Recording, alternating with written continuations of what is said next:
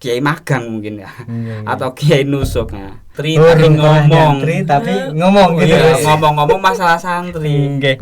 Ya saya juga tetap santri. Pokoknya seumur hidup pengennya ya dari santri sampai mati.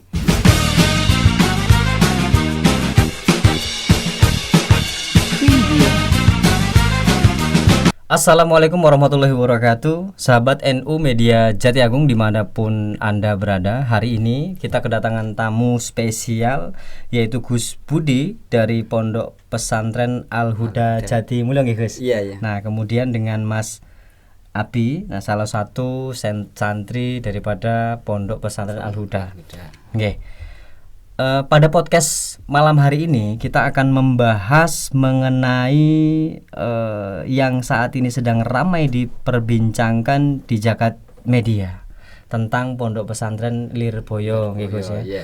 Kita kemas dengan santai, ya. Kita akan gali sebetulnya itu kenapa, mengapa, dan bagaimana hal ini bisa terjadi, gitu, Gus. Iya. Okay. Sebelum kita ngobrol lebih jauh, bisa nggak nih Gus, langsung saja ya? Bisa nggak kita ceritakan sedikit atau mengenai profil Pondok Pesantren Al-Huda dulu deh? Gimana? Ya, ini untuk masalah profil Pesantren Al-Huda. Ini kan kepasan. Kita tinggal mengikut sama Abah. Jadi kalau awal-awal Pondok Pesantren Al-Huda yang saat ini ya kita tahulah yang ada di Desa Jatimulyo itu tidak semudah perjalanannya seperti halnya membalik telapak tangan. Dulu itu Abah memulainya itu mulai dari Gribik, mulai dari santri Kalong, mulai dari orang tua yang emang mendapatkan hidayah itu di waktu tua, belajar wudhu, belajar sholat. Bahkan ada satu santri awal Al-Huda, ini ceritanya Abah, ini udah umur 60 tahun, dia kepingin belajar Al-Quran, dan dia belajar Al-Quran mulai dari awal sampai khatam Al-Quran. Ternyata setelah khatam, itulah takdir terbaik beliau dipanggil oleh Allah Subhanahu wa Ta'ala. Nah, ini untuk masalah awal-awal santri Al-Huda. Kalau untuk perjalanannya, emang Al-Huda dulu itu dari awal bukan Al-Huda namanya Pondok Pesantren Raudhatus Saadah. Itu nama pesantren tersebut langsung Mbah Yai Sotik Wejpara Darussalam. Ya. Karena Abah emang alumni dari sana. Dan belum ada formal. Tapi lambat laut ya alhamdulillah Allah menunjukkan bahwasanya di Al-Huda ya diharuskan formal, mengikuti perkembangan yang ada sampai sekarang. Alhamdulillah ada SMP, ada SMA, ada SMK, dan diterima oleh masyarakat. Tapi tetap pesantrennya istiqomah. Iya. Gus. Tahun berapa Gus berdiri? Kalau pesantren Al-Huda berdiri karena saya kan masih magang ya. Kata teman-teman itu dikatakan santri. Dikatakan yang dampingin Abah kiai magang mungkin ya. Atau kiai nusuk ya. Kalau masalah berdiri awal itu dimulai pada waktu Abah setelah menikah. Itu kecilnya anak pertama Mas Yan. Itu kisaran 95.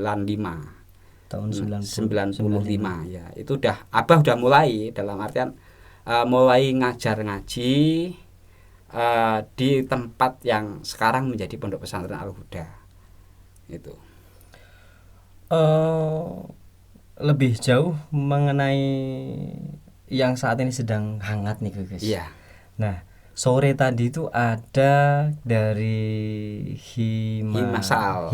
Ya. Lampung. Nah, Himasal Lampung ini himpunan alumni santri Lirboyo Lampung. Lampung. Nah, bahwa kemudian mengenai yang saat ini sedang ramai tersebut, kan ada pernyataan sikap nih Gus dari Himasal Lampung. Nah, pandangan Gus Budi sendiri bisa nggak sih diceritakan bagaimana posisi pesantren ya kemudian khususnya Lirboyo atau pesantren-pesantren kebanyakan di Nusantara ini itu membangun dan membentuk karakter. Nah, karakter anak bangsa ini seperti apa, Gus? Ya, ini berawal dari tayangan di salah satu televisi swasta nasional, dan kita tahu karena ini sudah viral itu Mas ya. Jadi kita tahu karena ini sudah viral. Pertama, ini sangat memprihatinkan. Mengapa kok sangat memprihatinkan? Ini suatu tayangan yang sama sekali tidak mencerminkan asli dari kultur pesantren. Karena itu fitnah yang sangat keji.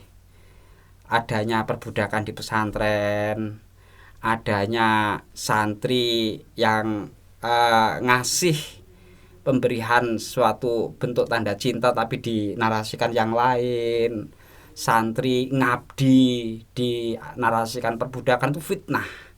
Dan saya yakin itu orang-orang yang tidak mengenal pesantren, saya yakin. Makanya ketika ada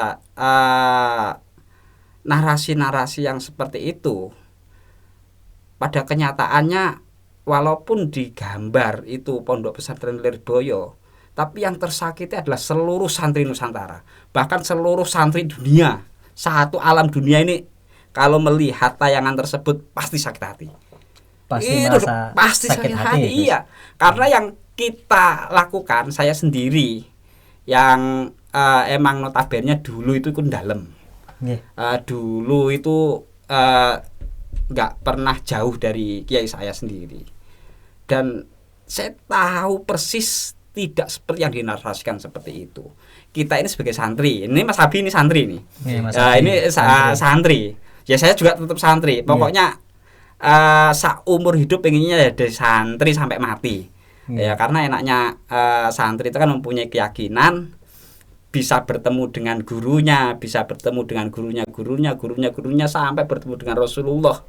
Karena emang janji Rasulullah, siapa yang pernah bersalaman, coba bersalaman denganku dan pernah bersalaman pada orang yang pernah bersalaman denganku, dengan orang yang pernah bersalaman denganku sampai ke guruku punya guru sampai ke Rasulullah. Tentunya ketika aku bersalaman sungkem sama guru kan salaman dengan Rasulullah. Nah ini keyakinan kita. Jadi ketika narasi-narasi kayak kita itu, ya Allah, kayaknya terlalu menusuk dan tidak seperti itu. Dulu ketika kita nyantri, kita bantu kiai ini suatu bentuk kebanggaan. Karena apa? Kita bisa melampiaskan rasa cinta kita pada kiai. Kita ini hikmah, kita ini membantu apa yang didhawuhkan sama kiai. Semerta-merta ini cuma mengharapkan ridho, kasih sayang, cinta dan doa dari kiai. Karena apa? Kita juga pengen bersama-sama kiai itu juga cuma di dunia, Mas.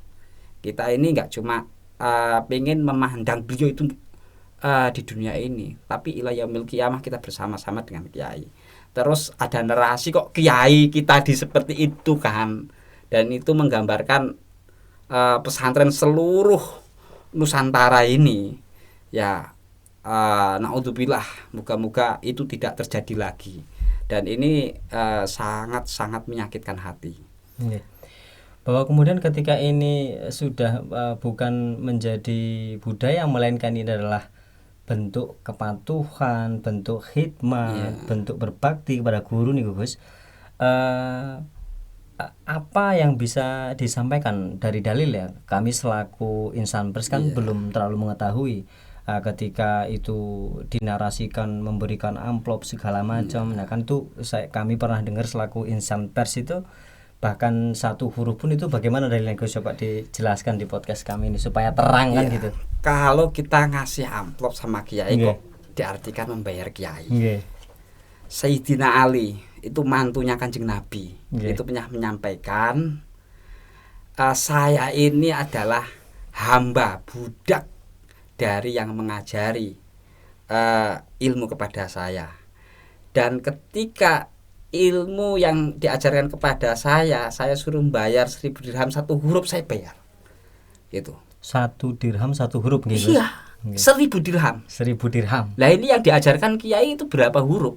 Nah. Ini dalam artian kita ini sebagai santri, kita ini sebagai pelajar, ini tidak akan pernah mampu untuk membalas atau membayar guru-guru kita yang mengajarkan kepada kita, mengenalkan kita kepada Allah, mengenalkan kepada Rasulullah. Kita ini bisa menjalankan syariat Islam, bisa menjalankan apa yang diperintahkan Tuhan pada kita, bisa mengenal apa yang diperintahkan oleh Rasulullah tanpa melalui guru-guru kita yang ikhlas, tanpa melalui ajaran-ajaran kiai-kiai kita yang ikhlas, mustahil. Nggih. Kita nggak akan bisa, karena ilmu itu nggak lahir cenger langsung pinter, Mas. Nggih. Nggak, pasti ada wasilah. Ada wasilah. Iya. Nah ini kalau seperti kita analogikan ya, Iya. santri sama guru itu ibarat anak sama orang tua. Tapi orang tua jalurnya jalur ilmu. Jalur ilmu. Saya kan punya anak, karena saya sudah berkeluarga ya. Ketika saya melihat anak saya ini dalam artian tutur katanya bagus, ketika pulang dari sekolah kok cium tangan sungkem, ketika tanpa diperintah kok mau membantu apa menjadi kesibukannya ibunya, apa nyapu apa-apa, ini hati itu seneng. Apakah anak yang seperti itu ketika pas saya memerintahkan selaku saya sebagai orang tua, nak bantuin ibu, nak waktu-waktu longgar ini ya, tolong ayo kita bareng-bareng bersihkan. Apakah itu kita memperbudak anak? Kan enggak. Ini bisa jadi adalah mengajarkan anak kita untuk menuju hal yang lebih bagus. Nah ini kan viral juga, Mas. Viral. Masalah ro'an itu. Nah, ro'an itu bakti sosial. Kalau bakti sosial itu ya kayak anak sekolah bersih-bersih sekolah, piket dan sebagainya, ataupun pas mau persiapan apa itu, ya santri seperti itu. Santri itu ketika ro'an ada satu niat yang orang lain di luar pesantren itu nggak tahu. Karena santri itu ketika membersihkan paret atau membersihkan halaman atau menyapu musola, itu diniatkan untuk membersihkan hati. Gitu. Untuk membersihkan hati. Itu diniatkan untuk membersihkan hati. Lah, ketika ro'an ini sami'na wa ata'na kepada kiai, ini untuk apa? Mencari keridhaan seorang kiai. Bukan kiai itu memperbudak ataupun kita merasa terpaksa atau apa.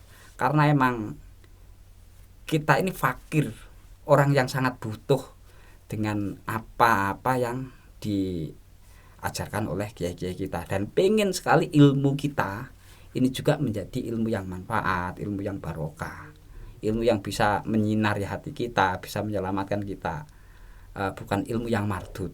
Dan maka adab-adab itulah, akhlak-akhlak itulah yang kita jaga. Dan survei membuktikan, Mas, sekarang itu nggak ada anak yang bodoh. Semua itu anak itu pinter semua, ya kan? Dulu kita ini gaptek, teknologi nggak ada yang tahu. Kita ini nulis mungkin kelas 5, kelas 6 baru bisa lancar. Banyak dulu itu udah usia-usia besar tuh baru bisa baca Al-Quran. Sekarang pinter-pinter semua. Tapi ada satu, akhlak-akhlaknya pada roboh. Sekarang ini yang jarang itu orang yang berakhlak. Tapi kalau orang yang cerdas banyak. Anak-anak kita. Ya salah satu contoh kecil lah. Contoh kecil yang dikatakan pendidikan pesantren itu memperbudak, tapi pada kenyataannya ya alhamdulillah produk-produk pesantren ini yang mensuri tauladani Rasulullah emang benar-benar mengedepankan akhlak. Karena akhlak itu bukti seseorang itu berilmu. Akhlak itu bukti seseorang orang itu berilmu. Tapi orang yang pintar ketika nggak ada akhlak, maka dia akan menjadi seorang perusak. Nah itu. kita anak-anak kita itu ketika kita kasih sesuatu itu Mas, jarang yang mengucapkan matur nuwun Pak, ya kan? Jarang. Terima kasih jarang Pak itu. Padahal setiap hari kan sangunya 10.000 ya.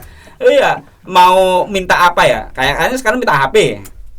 Contohnya, dalam pernikahan minta HP.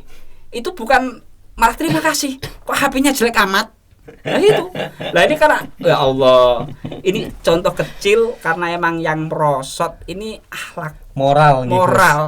Maka kemudian ketika begini Gus, pondok pesantren apalagi yang saat ini sedang viral ini Lirboyo, banyak mencetak generasi-generasi Qurani, banyak tokoh-tokoh bangsa juga lahir daripada pondok pesantren Lirboyo, tentunya sangat menyakiti para santri dan para kiai saat ini. Nah, menurut pandangan Gus Budi nih, ini kan mendekati Hari Santri Nasional.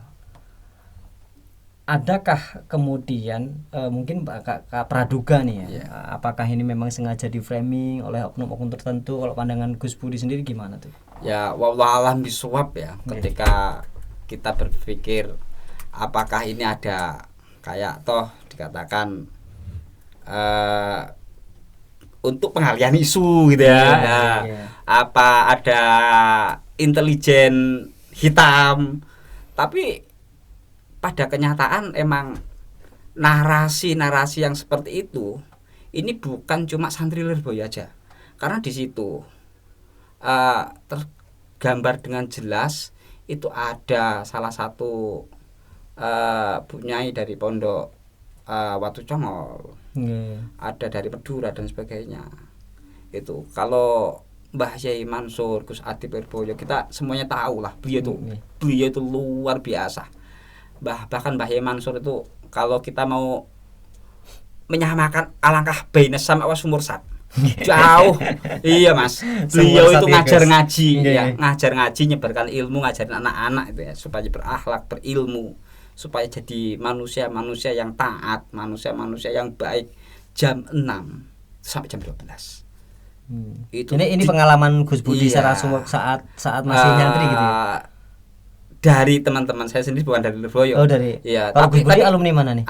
Kalau saya alumni Riyadhatul Ulum Batanghari. Juga tabarukan di Pondok Leler, pondoknya Yai Zuhur Anam atau Gus Anam.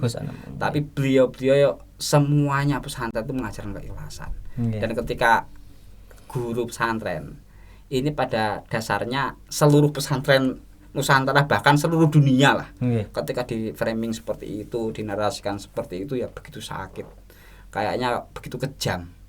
Ya moga-moga ini tidak kejadian yang lain, dan emang kita negara hukum dan itu bisa diproses secara hukum yang berlaku di Indonesia. Maka saat ini teman-teman alumni daripada Lirboyo akan melakukan pelaporan ke Polda Lampung seperti ini. Insya Allah besok.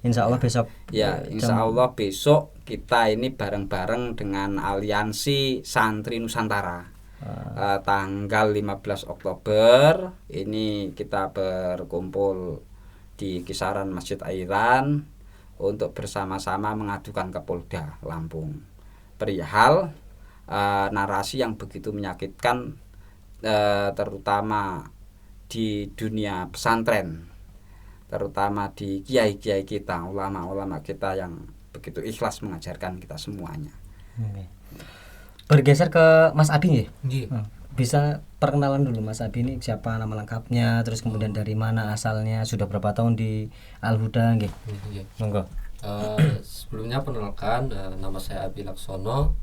Saya asalnya dari Pekalongan, dari Kabupaten Lampung Timur, dan alhamdulillah saya sudah mondok kurang lebih 5 tahun lebih lah sekiranya Mas. Jadi seenggaknya saya pun sudah berada di dunia pesantren itu, dan bagaimana tradisinya saya sudah sedikit lebih paham mengenai ininya.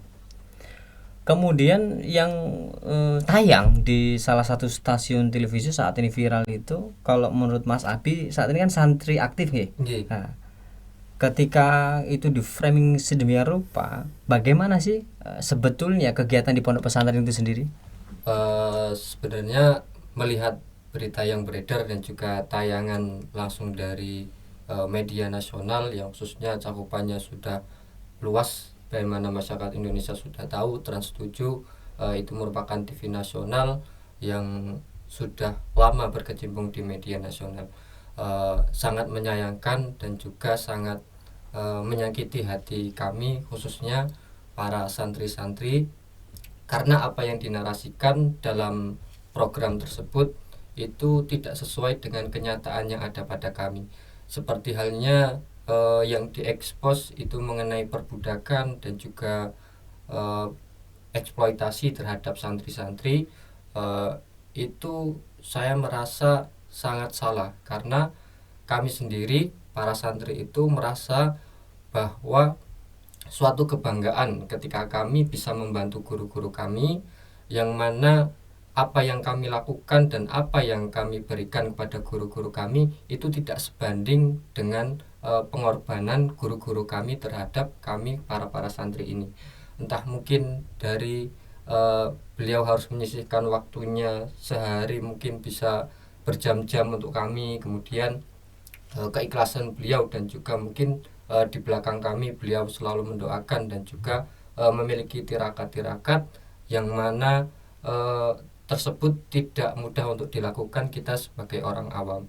Dan juga saya juga sangat menyayangkan karena media sebesar Trans7 itu tayangannya tidak divalidasi dulu, karena harusnya itu sebelum adanya penayangan ini harusnya ada peninjauan dan juga mungkin sedikit ada wawancara terhadap si pelaku yang ada di pesantren ataupun santri atau mungkin seseorang yang pernah mondok, sehingganya narasi yang dikirim itu tidak seperti itu. Saya berpandangan bahwa apa yang disampaikan dan apa yang ditampilkan itu hanya pandangan individu seorang saja. Jadi dia itu tidak memperhatikan sumbernya siapa gitu. Jadi kurang tepat untuk bisa dilayangkan gitu.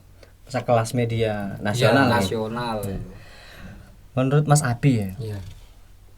Santri ini kan ketika disuruh sama gurunya, sama kiainya, tadi kan sempat menyampaikan itu ada rasa kebanggaan bahwa ada kedekatan dengan guru, diajak kemana-mana ya kan, terus kemudian merasa diberkahi, selalu didoakan gitu ya. Bagaimana Mas Abi melihat, karena ini kan pradugaan itu menyerang institusi pondok pesantren, yang kemudian pondok pesantren ini kan sangat luar biasa banyak di Indonesia ya.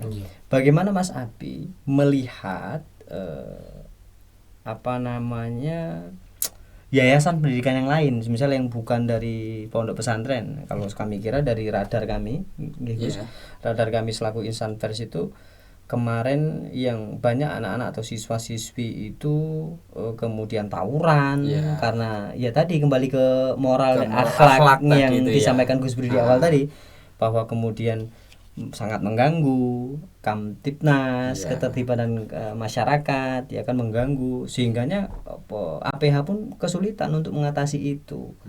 Kenapa kemudian ada lembaga pendidikan pesantren tentunya dengan syarat yang jelas gitu, dengan guru-guru yang jelas, terus saat ini di framing habis-habisan. Nah, kalau sejauh saat ini sudah 5 tahun mondok, apa sih perasaan teman-teman santri, pada khususnya mewakili santri-santri yang ada, khususnya Al-Huda ya, ketika campur ngumpul bareng gitu ya, makan bareng, terus kemudian di luar itu apakah hal-hal yang sering dilakukan di pondok pesantren itu tetap istiqomah dijaga di luar sampai ke rumah gitu? Jadi untuk kebiasaan yang sering kami lakukan di pesantren, khususnya yang Bapak bicarakan tadi, kami berusaha untuk menjaganya. Cuman mungkin karena perubahan zaman dan juga saya banyak melihat di sosial media itu, bahkan tidak hanya media nasional, bahkan beberapa individu pun sedikit menyudutkan atau menyepelekan pendidikan yang ada di pesantren gitu Pak. Jadi sebenarnya kurang pas rasanya jika kita melihat dari individunya saja. Kita juga harus melihat bagaimana visi dan misi dari pondok pesantren itu sendiri, yang mana tidak diragukan lagi bahwa visi dan misi pondok pesantren ini adalah untuk membentuk seorang yang memiliki selain kecerdasan dan juga memiliki akhlak yang baik itu Mas. Jadi kalau untuk terkait keistiqomahannya, entah mungkin setelah mondoknya apakah jadi lebih baik atau tidak, itu sebenarnya tergantung dari individunya Mas. Jadi bukan yang disalahkan untuk saat ini kan pesantren itu banyak diserang, seperti kemarin kita barusan berduka, tapi malah banyak yang menyerang kita di kalangan pesantren ketika ada musibah di salah satu pesantren yang mana bangunannya itu roboh, yang mana bukannya kaum yang non pesantren itu malah menjatuhkan pesantrennya, mencari-cari kesalahannya, bukannya mereka prihatin dan juga memberikan kepedulian terhadap kita, namun faktanya banyak yang malah menyudutkan pesantren gitu Pak. Nah, ajakan apa nih dari Mas Abi untuk teman-teman santri Al-Huda ataupun santri di luaran sana mengenai problem saat ini? Jenengan sebagai santri ketika bukan didakwa nih ya. Karena apa ya, kami bingung juga menyebutnya sikap gitu ya. Gitulah Sikap iya. Kan itu sikap. Karena kita harus punya sikap. Iya, punya sikap. Nah, menurut Mas Abi itu apa ajakan apa untuk teman-teman santri? Apakah karena ini tujuannya kita nggak tahu ya, tujuannya ke arah mana niku? Menyikapi hal yang sebenarnya sangat luar biasa dan menyakiti kami sebagai santri, sejujurnya kami dari para santri ini tidak anti kritik Pak ya. Kami justru sangat menerima kritik apabila kritik tersebut memang membangun Mas. Cuman kita lihat sekarang ini bukan kritik yang bersifat membangun, tapi melainkan justru yang menjatuhkan marwah dan juga martabat pesantren.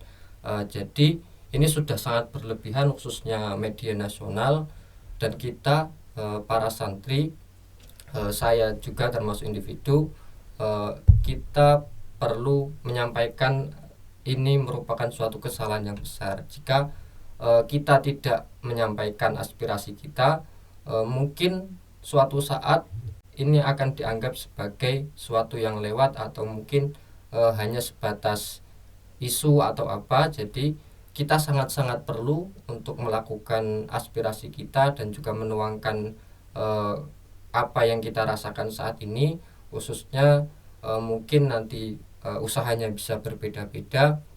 Mungkin ada yang mau langsung terjun ke lapangan, atau mungkin ada yang cukup mendoakan saja.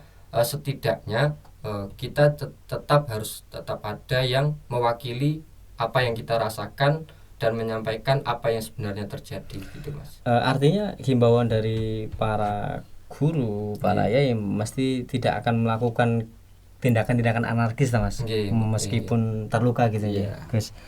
Nah, kembali ke Gus Budi nih Gus. Saat ini berita terkini pihak TV swasta tersebut kan sudah melayangkan permintaan maaf Gus. Nah kan, nah bagaimana mengenai permintaan maaf tersebut kalau dari sisi sudut pandang Gus Budi? Kalau dari sisi sudut pandang pribadi nih ya, pribadi, kalau orang meminta maaf, Allah itu maha pemaaf, ya dimaafkan. Tapi setiap sesuatu perbuatan itu pasti ada sanksinya, pasti ada pertanggungjawabannya. Ya harus dipertanggungjawaban ketika itu secara undang-undang, secara aturan negara itu jelas ada KUHP-nya itu. Memberitakan sesuatu hal yang tidak jelas. Dan ujaran kebencian, mencemarkan nama baik, ini marwahnya marwah kiai, marwah ulama, marwah pendidikan tertua sebelum Indonesia merdeka. Ini satu-satunya pendidikan di Indonesia, ini adalah pendidikan pesantren yang menanamkan moralitas, bangsa yang menanamkan cinta tanah air, sampai ingat siapa yang ketika agresi Belanda itu datang, yang garda terdepan ya santri. Ya? Perintahnya siapa? Perintahnya kiai. Bukan santri itu menjalankan perintah kiai kok dinarasikan kiai memperbudak santri. Wah, ini pedok ini namanya. Pedok ya, Gus? Iya, itu pedok itu. Artinya kan begini ya Gus ya. Santri ketika semangat derek ngalap berkah di pondok, kemudian timbul resolusi jihad pada tanggal 22 Oktober tahun 1945 itu yang dicetuskan oleh Hadrutus Syekh Hasyim Asy'ari. Kemudian kami melihat dari sudut pandang media ya, apakah ini memang merupakan unsur kesengajaan atau tidak, nanti biar APH yang membuktikan kan Gus. Kira-kira Gus, mengganggu nggak sih untuk persiapan Hari Santri tingkat nasional? Ini seluruhnya kan merayakan Gus. Ya kan, pada tahun lalu di era presidennya Pak Jokowi yang ke-7 itu kan gebyar di mana-mana Hari Santri ya kan. Bahwa kemudian menandai kemerdekaan negara Republik Indonesia itu salah satunya adalah resolusi jihad. Nah, Hari Santri ini sebentar lagi Gus. Kalau untuk skupnya di Jatiagung ataupun lebih meluas ke Provinsi Lampung, dengan adanya kejadian ini memecah fokus ini untuk persiapan nggak Gus? Enggak.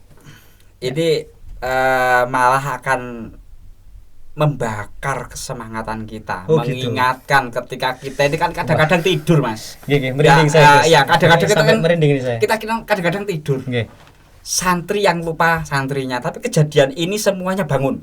Santri seluruh Nusantara ini semuanya bangun. Artinya malah diprediksi dalam Hari Santri ini malah euforia dan semangat itu pasti tambah gitu ya. Semangat giroh Hari Santri dan giroh semangat kesantriannya. Tidak cuma sekedar kita memboikot Trans 7 ya. Trans 7 ini memang salah. Kalau saya katakan itu salah. Ini bukan suatu informasi, tapi ini adalah suatu cacian. Iya benar, ini suatu cacian yang merendahkan benar marwah para kiai dan khususnya dunia pendidikan pesantren. Nah, itu kita enggak Hari Santri, saya yakin dan moga-moga ini akan membangkitkan diri kita semuanya masing-masing. Amin. Kita ini adalah santri, terkhusus orang NU. Ini adalah santrinya Hadrutus Syekh Hasyim Asy'ari. Kita pengen bersama-sama menderek. Nah, ketika kok kiai kita yang ada di NU, wabil khusus yang ada di Lirboyo, istilahnya digitukan, bukan membuat kita malah lemah. Saya yakin semuanya santri-santri yang sudah mukim di masyarakat, santri-santri yang sudah berada di lini-lini sudut-sudut kehidupan, sub-sub bagiannya masing-masing sesuai dengan takdirnya masing-masing akan teringat bahwasanya beliau-beliau itu adalah santri. Karena apa? Diingatkan.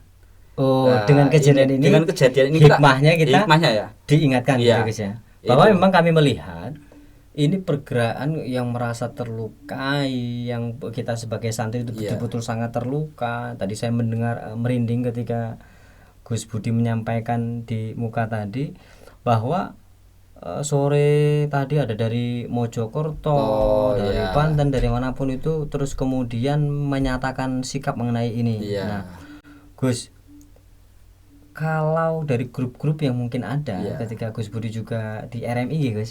Gus Budi selain di RMI juga pengurus di PWNU. Bagian daripada pengurus PWNU Lampung ya. Sejauh ini masih tetap kondusif atau enggak nih? Apakah ada kegiatan sweeping misalnya ke kantor media tersebut atau ke PH yang kemudian tadi sempat menyatakan permintaan maaf melalui kanal YouTube mereka gitu kan ya. Sejauh ini tetap kondusif atau bagaimana? Tetap kondusif, tapi tetap berjalan memproses ke APH gitu ya. Karena gini Mas ya, kita ini sami'na wa ata'na pada kiai.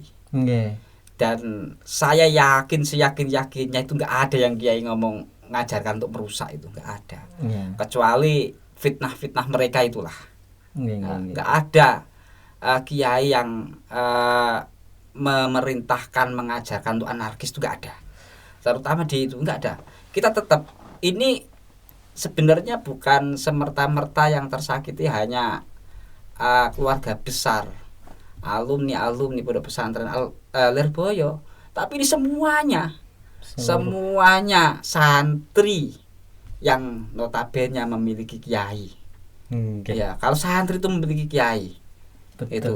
Nah, ini emang yang digambar itu Lirboyo, tapi ini mewakili pesantren-pesantren yang ada di Nusantara.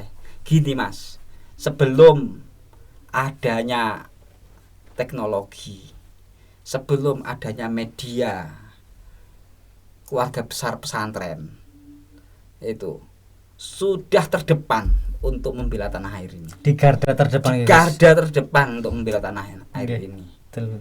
Ini dan garda terdepan yang menyebarkan supaya manusia ini mengenal akhlak, mengenal Tuhannya, mengajarkan suatu hal kehidupan yang baik.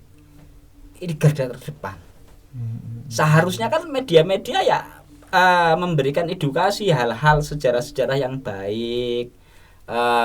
Pesan-pesan itu bukan malah menerasikan seperti yang viral ini. Dan alhamdulillah pribadi juga ikut bersama-sama teman-teman yang ada di RMI PWNU. Ini juga bergerak ya, ini juga semuanya bergerak, dari RMI-nya, dari MP3I-nya, dari masing-masing keluarga besar alumni pondok, ada Himasal, ada IMAP. Intinya seluruh dunia pesantren, seluruh santri ini bergerak. Karena apa? Ini ada suatu marwah yang perlu dijaga. Ini ada suatu pemberian pelajaran supaya ini tidak terjadi lagi. Karena ketika ini terjadi lagi, mereka ini yang diinginkan. Ketika pesantren ini roboh, pesantren ini rusak karena fitnah-fitnah mereka itu ingin negara Indonesia ini menjadi negara yang sekuler. Begitu ya? Iya. Karena ketika mau menghancurkan Indonesia ini ya melalui pondasinya apa ya? Ya iktikot yang diajarkan oleh para kiai pada santrinya. Pondasi ilmu pesantren ini nggak ada ceritanya pesantren dalam NU. Ini yang ada ajaran untuk memberontak. Ini yang ajarannya tidak menunjukkan untuk hubul watol minal iman, nggak ada. Lah orang-orang luar kan tidak mau dijauhkan. Ketika pesantren dihantam, kiai-kiai difitnah, tentunya masyarakat awam itu akan memandang rusaknya pesantren, nggak mau memondokkan anaknya. Nah begitu. Iya. Lah ketika ini hilang, tentunya nilai-nilai pemikiran anak-anak moralitas itu akan jadi sekuler, akan menjadi komunis. Saya malah lebih ini pendapat saya pribadi. Ujaran-ujaran seperti itu persis banget ujaran-ujaran kebencian seorang PKI pada kiai pada masa itu. Ta'udzubillahi min dzalik. Kita malah flashback ke sana dan ini dengan gaya modern. Modern ya. Ya seakan-akan seperti itu. Ya maka semoga-moga ini emang proses ini akan kita kawal sehingga masyarakat luas akan teredukasi bahwasanya itu adalah fitnah. Tidak seperti itu kehidupan pesantren. Pure pesantren itu menata akhlakul karimah, menjadi anak yang berilmu, anak yang berakhlak. Sebetulnya apa saja nih Gus yang dipelajari di pondok pesantren itu? Kan kalau kami dengar di YouTube ya sekarang ngaji juga bisa di YouTube ya Gus ya. Itu banyak kitab-kitab yang diulang, yang diajari di pondok pesantren tersebut. Contoh-contohnya Gus? Kalau di pesantren itu gramatikalnya nih kita pakai nahwiyah, sorfiyah. Ini semua pesantren. Semua pesantren ya, karena emang tujuan kita mempelajari nahwu dan sorof ini untuk memahami Al-Quran dan Al-Hadis. Karena Al-Quran berbahasa Arab, Al-Hadis ini adalah sabda Rasulullah, dan Rasulullah itu orang Arab dan berbahasa Arab. Maka semuanya gramatikal Arab itu dipelajari. Terus kita ini di pesantren, khususnya pesantren-pesantren salafus sholih, pesantren-pesantren yang emang ilmunya ini bersanad Mas. Nggih. Karena ilmu tanpa sanad ini yang bermain itu bukan uluhiyah, bukan ilmu yang bersumber dari wahyu Allah dan sabda Rasulullah, tapi akan mudah untuk dipelesetkan oleh akal, hawa nafsu. Nggih. Itu ilmu yang gak bersanad. Maka pesantren ini memang benar-benar menjaga sanad dari gurunya ila Rasulullah. Maka kita masih memegang pemikiran ulama-ulama salafus saleh, yang dimana beliau itu dikaruniai ilmu sampai bisa bermanfaat ila yaumil qiyamah. Dan kita jaga hingga Sekarang hari ini sampai ila yaumil qiyamah. ila yaumil Iya, qiyamah. mah ya. Untuk kemarin dino akhir nih kok. Iya, karena Nggih. kita punya prinsip, Nggih. kita ini sesuatu hal yang baru. Baru. Untuk menentukan sesuatu hal yang baru itu tidak akan pernah meninggalkan hukum-hukum yang lama. Maka muskil bagi kita untuk mengikuti orang-orang yang menyampaikan hukum-hukum yang baru namun dia tidak memahami hukum-hukum yang lama. Ya, maka Mantap. akan sembarangan. Nggih. Itu. Nah, ini gambaran sedikit. Maka keorian ilmu-ilmu pesantren ini bisa dipertanggungjawaban dunia dan akhirat. Karena ketika saya ditanya nanti di dalam kubur mesti dipertanggungjawabkan. Kamu ini seandainya kalau man robuka man nabiyuka ya. Tapi ketika ada pertanyaan lain, kamu itu belajar pada siapa? Mesti saya belajar pada guru. Guru pada siapa? Ketika guru kepada Rasulullah, malaikat nggak akan berani. Iya. Nah, kembali punya kembali ke Mas Abi. Sudah 5 tahun di Al-Huda. Nggih, alhamdulillah. Nah, kemudian kan pasti sudah ngaji kitab yang banyak tuh ya. Nggih. Nah, ketika ada video yang viral seperti ini, kemudian dugaan itu mengarah supaya mungkin pondok pesantren kehilangan kepercayaan publik, kepercayaan masyarakat agar kemudian berbondong-bondong memondokkan anaknya. Kita kan punya program Ayo Mondok. Ya. Nah, artinya ketika sudah ramai, memang ini solusinya harus mondok ya kan. Kata Gubernur Jawa Barat juga ya, kalau repot ini kalau nggak mondok, sampai anak-anak yang nakal-nakal nih kok dibawa ke barak ya. Kan itu seperti itu. Nah, coba bisa diceritakan pengalaman Mas Abi selama 5 tahun di pondok pesantren. Ono sing salah nggak kira-kira pondok pesantren iki mulang niku? Sedikit cerita mungkin Mas. Kalau untuk supaya apa namanya? Supaya pemirsa ataupun orang di luaran sana bisa tahu nih pengalaman Mas Abi selama 5 tahun sebetulnya sesuai nggak sih dengan orang-orang yang kemudian upload yang nggak jelas itu.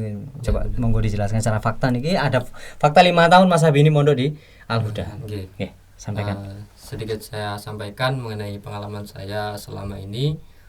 Jadi selama di pondok pesantren saya sendiri merasa malah sangat terbantu gitu Mas.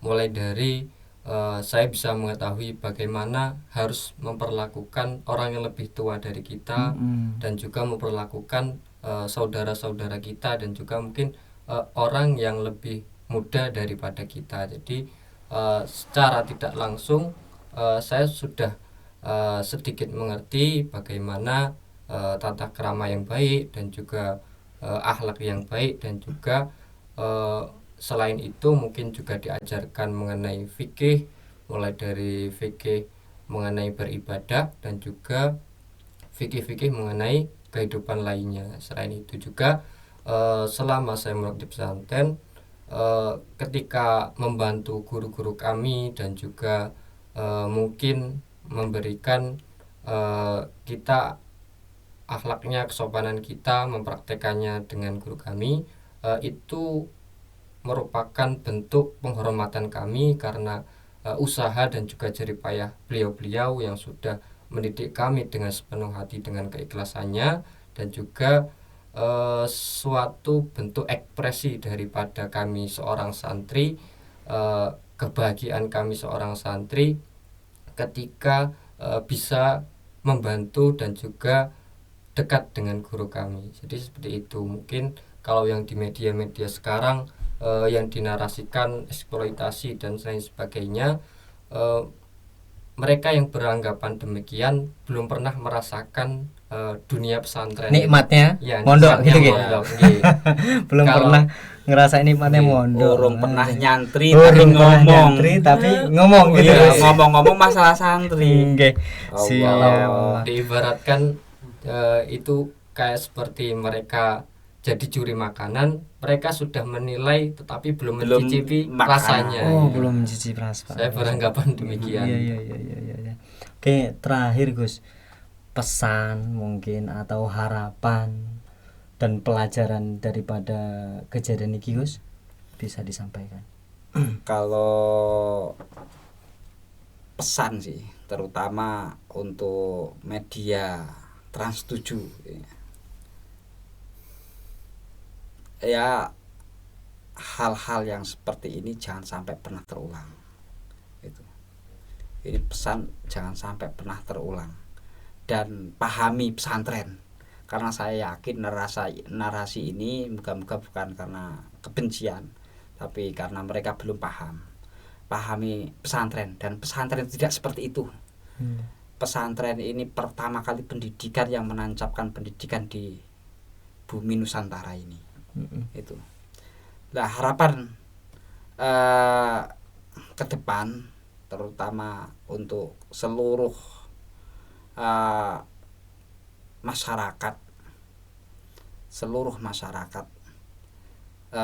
ini semoga tidak terbawa narasi-narasi yang itu menyudutkan. Tidak termakan ya, itu. tidak termakan isu hal-hal yang seperti itu. Kalau toh kepingin tahu dengan pesantren, maka silaturahimlah pada para kiai-kiai, datanglah ke pesantren. Itu ini menjadi harapan kita. Kalau Dan untuk APH, aparat penegak hukum, kalau tentunya Polda aparat Lampung, penegak hukum, harapan usut sampai tuntas. usut sampai tuntas. Iya, karena ya kita di dunia pesantren juga tahu hukum lah. Iya. Makanya kita nggak anarkis. Iya. Kita memakai jalur Sami nawa ta'na tadi. para kiai. Para Dan kiai. kiai nggak mungkin toh mau merusak negaranya. Negara ini menyatu dengan hati, hubul waton minal iman. Sementara resolusi jihad itu tercipta tercetus dari kiai. Iya. Yang kemudian Indonesia itu merdeka. Setuju Mas Abi nggih? Iya. Setuju. Maka nggak bukan suatu bualan ketika Indonesia ini merdeka. Ini banyak sekali tetesan-tetesan darah dari santri, tetesan-tetesan darah dari kiai. Wah, ini kok malah digitukan kok rasanya, Mas. Ya itu, dan harapannya penegak hukum tegakkan dengan adil-adilnya, karena ini ketika ini dibiarkan kok ini lolos, saya yakin kejadian ini akan terulang lagi. Dan saya pertegas, pendidikan pesantren ini adalah ruh moralitas bangsa. Ruh moralitas bangsa Iya, kalau pesantren ini hilang di Nusantara, tidak menutup kemungkinan terjadilah seperti huru-hara Timur Tengah yang mudah diadu domba.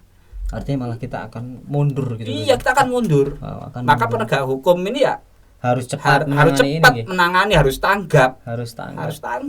Karena sudah terbukti alumni pesantren, khususnya pesantren NU ini sangat membantu keamanan, menyebarkan budaya yasinan sehingga masyarakat ini rukun, menyebarkan suatu majelis-majelis ilmu sehingga ada aktivitas-aktivitas yang begitu manfaat, begitu lama. Coba ketika ini hilang, banyak sekali. Maka harus ditegakkan, harus diurus secara tuntas, siapa-siapa yang bertanggung jawab di dalamnya. Kalau memaafkan, namanya orang minta maaf, ya kita maafkan. Namun pertanggungjawaban di hadapan negara, proses. Iya. Setuju Mas Abi? Setuju. Proses. Mungkin cukup sampai di situ aja guys. Ya. Kita ngobrol-ngobrol santainya, mudah-mudahan diberkahi umur dan kemudian bisa ngisi podcast lagi di sini sama teman-teman NU Media Jati Agung. Mas Abi, makasih atas waktunya. Alhamdulillah hiraubil alamin permisa NU Media Jati Agung dimanapun berada. Tadi adalah bahasan yang dikupas tuntas ya, namun itu ya belum dikupas tuntas habis karena pasti nggak selesai 2 hari 3 hari ya Gus kalau misal mau mengupas pondok pesantren gitu. Nah itu tadi yang disampaikan oleh Gus Budi ya, pengasuh pondok pesantren Al-Huda, dan berikut Mas Abi yang kemudian beliau juga salah satu santri di situ. Monggo disimak terus kemudian ya didengarkan intisari yang disampaikan oleh Gus Budi. Maka tetap teguh, tetap koheren, jangan mudah termakan provokasi. Nah, sehingganya ini malah menunjukkan kata Gus Budi tadi koheren dari hulu ke hilir, bahwa tetap fokus menjelang hari santri malah akan tambah ramai. Mungkin itu saja dari kami.